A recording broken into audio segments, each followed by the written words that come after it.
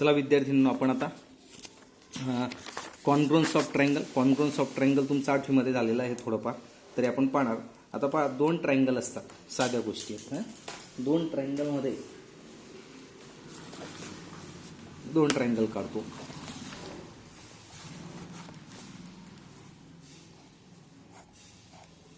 हा triangle ABC आणि हा ट्रायंगल काढला मी PQR. करेक्ट. या दोन ट्रायंगलमध्ये एका ट्रायंगलच्या 3 साईड, दुसऱ्या ट्रायंगलच्या 3 साईड. ओके. नंतर एका ट्रायंगलचे तिन्ही कोण, दुसऱ्या ट्रायंगलचे तिन्ही कोण, एकूण 6 कॉम्पोनंट झाले. प्रत्येक ट्रायंगलच्या 3-3 साईड आणि प्रत्येक ट्रायंगलचे 3-3 अँगल. बरोबर आहे. मग हे जे ट्रायंगल्स आहेत, हे ट्रायंगलच्या दिलेल्या 6 कंडिशनपैकी, किती कंडिशनपैकी, 6 कंडिशनपैकी कोणत्याही 3 कंडिशन फुलफिल झाल्या तर ते दोन ट्रायंगल कॉन्ग्रुअंट असतात. कसे असतात? कॉन्ग्रुअंट. मग त्या कॉन्ग्रुअंटच्या काही टेस्ट आहेत. मग पहिली टेस्ट पाहणार आपण, ASA टेस्ट. पहिले कॉन्ग्रुअन्स ऑफ ट्रायंगल म्हणजे काय?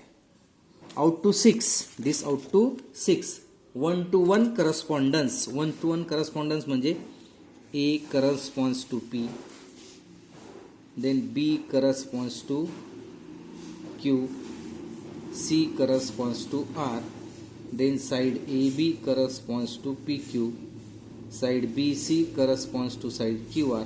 याला करस्पॉन्डन्स म्हणतात. If out of 6 1-to-1 correspondence of triangle,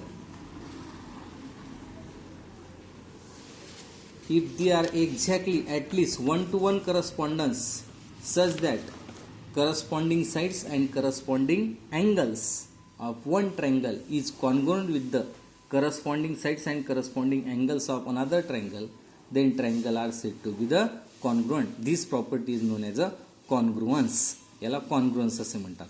मग हे कॉन्ग्रुअन्स प्रॉपर्टी दाखवायची असेल, दोन ट्रायंगलला जर कॉन्ग्रुअंट दाखवायचे असतील तर आपल्याकडे एकूण जवळपास आपण 3 अटींची पूर्तता केलेली पाहिजे. How many conditions are required? Any 3 conditions are required. Remaining 3 conditions are automatically fulfil. मग पहिली टेस्ट पाहणार आपण, ASA टेस्ट. अँगल, साईड आणि अँगल. बरोबर. अँगल, साईड आणि अँगल. आता बघा, दिस अँगल करस्पॉन्डिंग. ह्या अँगलचा ह्याच अँगल, त्या दोन अँगलने, आणि हा अँगल आणि हा अँगल, या दोन अँगलने इन्क्लूड केलेली साईड म्हणजे ही BC. ओके. हां. मग काय, if angle B congruence to angle Q, side BC congruence to side QR, then angle C congruous to angle R, then these triangles are congruent. This triangle ABC congruent to triangle PQR. लक्षात घ्यायचं, या दोन अँगलनी. मग आता इथे किती condition होत्या? 6 पैकी किती कंडिशन झाल्या? 2 अँगल आणि 1 साईड. म्हणजे आता राहिला 1 अँगल आणि 2 साईड. म्हणजे मग angle P automatically congruent to angle A congruence to angle P. Angle A congruence to angle P. याला काय म्हणायचं? Corresponding angle of congruent triangle, CACT. काय म्हणायचं याला? CACT, corresponding angle of congruent triangle. राहिले आता 2 साईड. मग कोणत्या? AB congruence to PQ, AC congruence to PR. ठीक आहे. आता ही टेस्ट म्हणजे कशी? 2 अँगलने इन्क्लूड केलेली साईड. आता बघा, अँगल B आणि C याने इन्क्लूड केलेली साईड होती ही QR. आपण जर अँगल AB साईड घेतली असते आणि हे 2 अँगल झाले असते तर हे ASA टेस्टने कॉन्ग्रुअंट झाले असते का? नाही. तर हे 2 अँगलने केलेली इन्क्लूड साईड ही झाली ASA टेस्ट. ओके. याची तिथे दिले तुमच्या पुस्तकामध्ये पहा, ASA टेस्ट. हे लिहायचं आहे सर्व तुम्ही वहीमध्ये, मी आता फक्त समजून देतो. ASA test. बरोबर आहे. हे लिहायचं आहे. आता पुढचं आहे, पुढची टेस्ट आहे S. जसं होतं 2 अँगलने इन्क्लूड केलेल्या साईड, आता 2 साईड्सने इन्क्लूड केलेला अँगल, त्याला म्हणतात SAS test. Side angle side. मग बघा आता ABC आणि हा PQR करतो. PQ congruous to AB. Then this angle Q congruous to angle B and QR congruous to side BC. म्हणजे बघा या दोन साईडने इन्क्लूड केलेला अँगल, या दोन साईडने इन्क्लूड केलेला अँगल. समजा जर असं राहिलं असतं, ही साईड आणि हा अँगल असेल,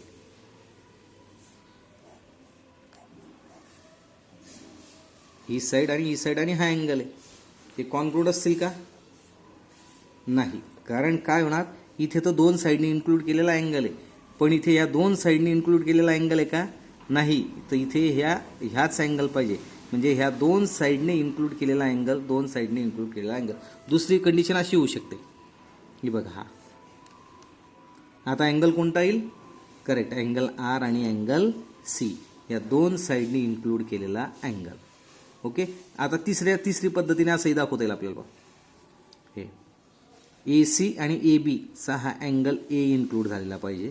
तिथे PR आणि PQ चा हा अँगल P इन्क्लूड झालेला पाहिजे, तेव्हा हे ACS टेस्टने कॉन्ग्रुएंट होतील. आता पुढची आहे, मग राहिलेले कॉम्पोनंट लिहायचे, ते सोडून राहिलेले कॉम्पोनंट कसे असतील? Congruent, corresponding. बरोबर आहे. आता तिसरी टेस्ट आहे SSS test. SSS test. SSS म्हणजे साईड. साधी गोष्ट आहे, बघा सोपं आहे. तिन्ही साईड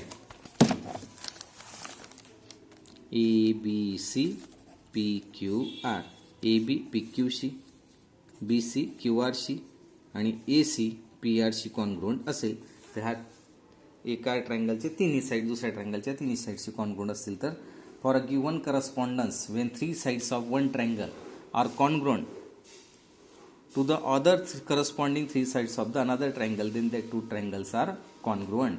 ACS ची डेफिनेशन सांगतो. If a given corresponding vertices of two triangles, if two sides and included angle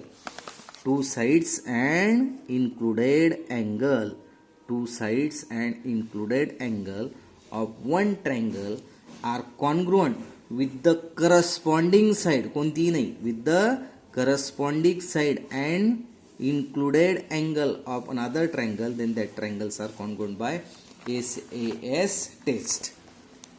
triple S झाली, SAS झाली. आता SAA टेस्ट. याच्यामध्ये काय होणार? When to angles and non included side, म्हणजे त्या अँगलने इन्क्लूड केलेली साईड नसावी. म्हणजे कसं बघा, हा ABC काढतो,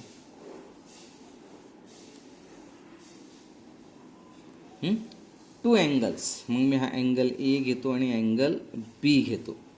इथे ट्रायंगल DEF घेतला प्रत्येक वेळेस, बरोबर आहे.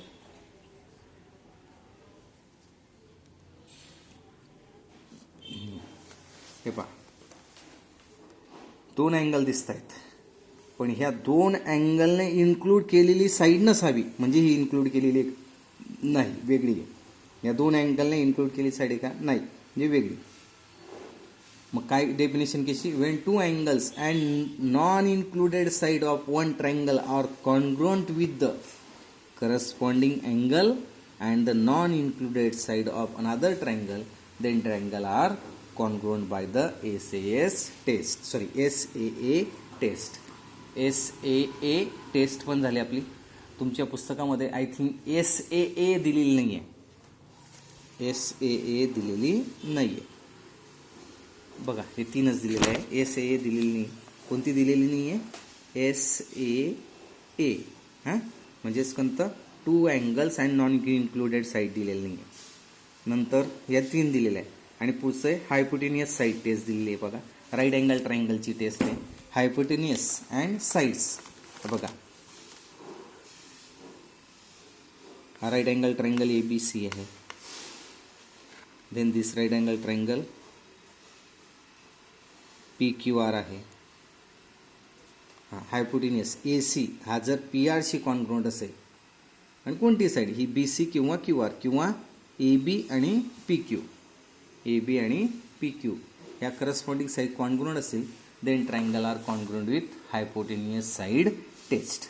हायपोटेनियस साईड टेस्टनुसार तो कॉन्ग्रुएंट असतो. ओके, चला मग आपण आता 3.2ला सुरुवात करूया. तर 3.2 मधलं जे आहे बघा सोपं आहे. या डायग्रामवरून तुम्हाला फक्त टेस्ट लिहायची. बघा काय दिसतंय, A B C P Q R तिन्ही साईड दिसत आहेत साईड म्हणजे कोणत्या टेस्टनुसार, साईड म्हणजे triple S side S test. आता बघा इथे करेक्ट दोन साईडने इन्क्लूड केलेला अँगल एस म्हणजे कशाने कॉन्ग्रुएंट आहे, एस टेस्टने कॉन्ग्रुएंट आहेत. नंतर हे अँगल साईड अँगल म्हणजेच काय ए एस ए म्हणजेच काय झाला ए टेस्टने सरळ दिसतो. राईट अँगल दिसतोय, साईड कॉन्ग्रुएंट दिसते. राईट अँगल समोरचा हायपोटेनियस कॉन्ग्रुएंट दिसतोय म्हणजेच कोणती टेस्ट, हायपोटेनियस साईड टेस्ट.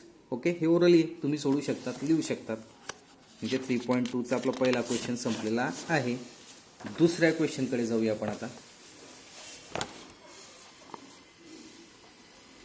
ॲक्टिव्हिटी हे पहा, फ्रॉम द फिगर त्यांनी लिहून दिलं आहे triangle A B C congruent and triangle P Q R मध्ये angle A B C congruent to angle P Q R, then side B C congruent to side Q R, then angle A C B congruent to angle P R Q.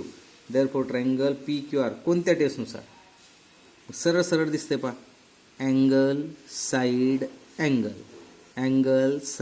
Angle म्हणजेच कोणती taste, correct कोणती taste, S A taste. मग आता राहिलेले यांच्या व्यतिरिक्त आता किती झाले, इथे 2 अँगल झाले आणि एक साईड झाली. मग आता किती राहिले, 2 ट्रायंगल 6 पैकी 3 भाग झाले. 3 भागामध्ये काय झाले, 2 अँगल 6 भाग झाले. 6 भागामध्ये किती दाखवलेले, 2 अँगल दाखवलेले आणि एक साईड दाखवलेली आहे. आता राहिलं किती मग, 1 अँगल आणि 2 साईड. 3 दाखवल्या, 3च शोधायचे आपल्याला.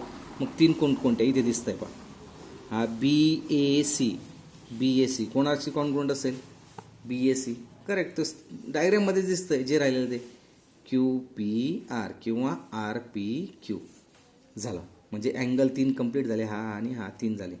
आता राहिल्या 2 साईड, ही दिली राहिली कोणती, correct A B congruent to P Q corresponding sides of congruent angle, then A C congruent to P R. Okay, ही ॲक्टिव्हिटी तुम्ही करणार आहे. तसेच राहिलेले भाग तुम्ही कंप्लीट करणार आहात. कोणकोणता, पहिला आणि दुसरा. तिसरा प्रश्न